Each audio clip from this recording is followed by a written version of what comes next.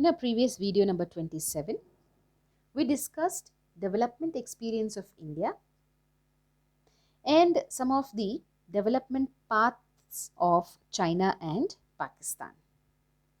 We also looked at some of the common events of China, Pakistan and India, like the independence, first 5-year plan, introduction of the economic reforms. In this video number 28, we are going to look into the second part of the topic, a comparison with neighbors, India, China and Pakistan. Why India, China and Pakistan? Because their development activities in the three nations were almost the same till the 1980s. In this video number 28, we will discuss a comparative analysis with reference to demographic indicators, GDP and sectoral growth or contribution, and the human development indicators. Here we will compare the demographic indicators of India, China and Pakistan on the basis of population, density, fertility rate, annual growth of population, sex ratio and urbanization. So let's first discuss the first demographic indicator, annual growth rate of population. We know China is the most populated country in the world and next stands India. But look at the growth rate of population. It is just 0.5% in China and 1.2% in India. Well, in Pakistan it is the highest 2.1%, right? But why is it only 0.5% and that too with the highest population? It is because of the policy adopted by China in the 1970s. That was one child norm. Coming to the next demographic indicator, child sex ratio, which is the proportion of females per 1,000 males. This is 929 in India, 941 in China, 947 in Pakistan. See, all the three numbers are less than 1,000. That means they almost show a biased number against females. This could be because of the preference that is given to the male child or the son. The next is fertility rate, which is defined as the number of children born by a woman in the reproductive age of 15 to 45 years on an average. Now this is the highest in Pakistan, 3.7 children or 7 births per woman, whereas it is 2.3 births per woman in India and 1.6 births per woman in China. Now we can understand this. See, there is only 0.5 and here it is only 1.6. So since the policy was introduced in China, that is one child norm, you can find the birth rate or fertility rate to be less. Coming to density per square kilometer. This should be per square kilometer. Density per square kilometer is the lowest in China, 146. Why? Because of the largest geographical area. And then 441 in India and 245 in Pakistan. So 441 people live per square kilometer in India. So the density is the highest in India when compared to China and Pakistan. Coming to urbanization, that is people living in urban areas. Highest number is shown by China. So many people in China, that is 56% of the people in China live in urban areas when compared to Pakistan, which is 39%, and India it is 33%. So India and Pakistan almost have the similar figure, 33 and 39% people living in the urban areas. The rest live in the rural areas. Now let's analyze the growth indicators.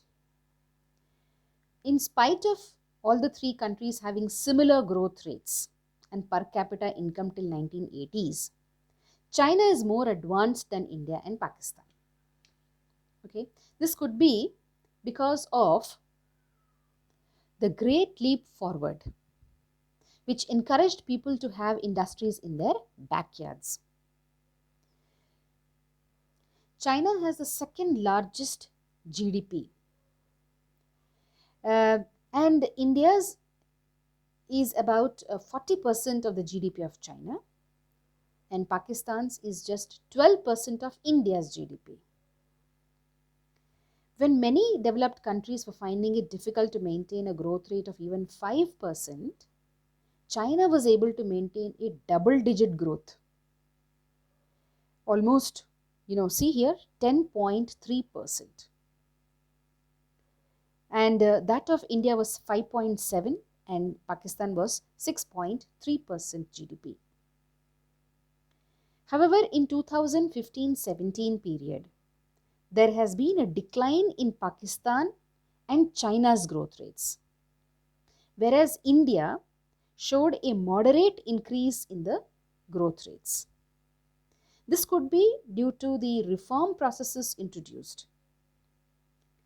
Those processes that were introduced in Pakistan was due to the political instability over a long period of time that resulted in the decline in the GDP. Now, when you look at the sectoral contribution, that is, contribution made by each sector to the country's GDP, the agricultural sector, industrial sector, and the services sector, in India, it was 17% from the agricultural sector, 30% from the industrial sector, and 53% from the services sector. So, the contribution from the services sector is the highest. This is because India shifted directly from the agricultural sector or the primary sector to the services sector. When you look at the China's contribution, we find only 9% is the contribution from the agricultural sector. This again can be attributed to the GLF, where people were encouraged to move from the agricultural sector to the industrial sector. So, industrial sector increased to 43%. And it moved up from the industrial sector to the services sector, which is 48%. Right? Then, coming to Pakistan, agricultural sector contributes 25% and the industrial sector is just 21%, which is much lesser than the agricultural sector. And then services sector contributes 54%. So here also we can say that Pakistan moved from agricultural sector to the services sector directly. So what we can say about the GDP contribution is that services sector is contributing most in India and Pakistan. So we can say that services sector can emerge as a prospective employer. Let's now look at the Human Development Indicators, or the HDI, which is one of the most important indicators to study human development. A higher HDI implies higher growth and development level of a nation. So let's discuss first the maternal mortality rate per 1 lakh births. A high maternal mortality rate would imply failure of a country to provide sufficient, competent health facilities during childbirth. So, maternal mortality means the mother dies while giving birth. In India, it is 174 and in Pakistan, it is 178 when compared to 27 in China. So, the mortality rates are very high in India and Pakistan. Let's discuss people living below poverty line based on the international poverty rate. That means $3.20 a day.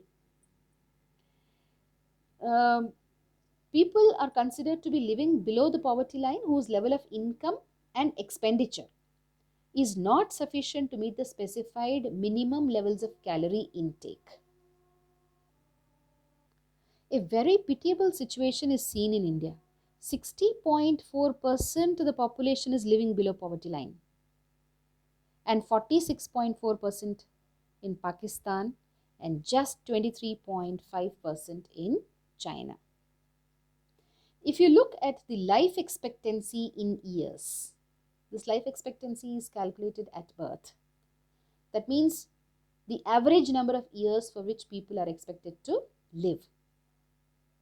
A country that provides better civic amenities and health facilities secures a higher life expectancy for its citizens, isn't it?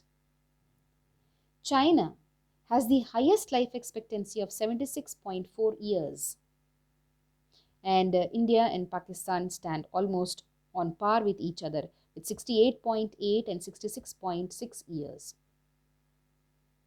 Now, if you look at the infant mortality rate per 1,000 live births, that means the infants die at birth. Before reaching 1 year of age, then we find that it is only 8.5% in China, and it is highest in Pakistan with 64.2%, and in India it is 34.6%, or 34.6 children die per 1,000 births. Low IMR, infant mortality rate, implies better health care facilities. Low IMR means less number of infants die at birth.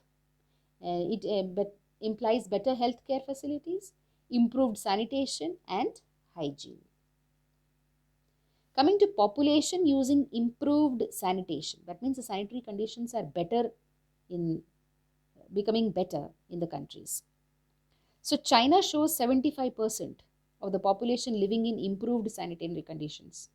That means better hygienic conditions. India, there is only 44.2%, and Pakistan, it is 58.3%. Coming to the percentage of undernourished children, this refers to the percentage of population which is unable to consume adequate diet. 37.9% in India are unable to eat a healthy or adequate diet. 46.4% in Pakistan, whereas it is just 8.1% in China.